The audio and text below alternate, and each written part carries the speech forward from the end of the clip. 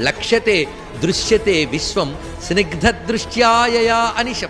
ఏ తల్లి ప్రేమపూర్వకమైన దయామయమైన చూపులతో లోకాన్ని కాపాడుతోందో, పెంచి పోషిస్తోందో, అరుణాం కరుణా తరంగితాక్షి ధృతపాశాంకుశ పుష్పబాణ చాప. మళ్ళీ కామాక్షి వైపు తెచ్చారేంటండి? రెండూ ఒకటే, కామాక్షి అన్నట్ట. ఇప్పుడు కామాక్షి నామానికి కూడా అర్థం చూద్దాం. కామాక్షి అనే మాటకి ఆవిడ చూపులతోనే మన కోరికలు తీర్చేస్తుంది. అంత తేలిగ్గా తీరే కోరికల ఒకటి తీరితే మరొకటి పుడుతూ ఉంటుందే అంటే, అమ్మగాని చూస్తే మరి కోరిక పుట్టదుట. కోరిక ఎవడికి పుట్టదు?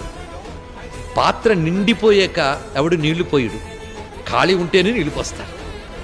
అందుకే కొరత ఉంటేనే కోరుకుంటుందిట, ఖాళీ ఉంటేనే కావాలనిపిస్తుంది. ఖాళీ లేకుండా నిండిపోయిందనుకోండి కోరుకుంటుందా? కనుక ఎవడి మనస్సు పరిపూర్ణ జ్ఞానానందములతో నిండిపోతుందో ఆ పరిపూర్ణుడికి మరి కోరికుండదు. అమ్మ చూపుతో ఆ పరిపూర్ణతని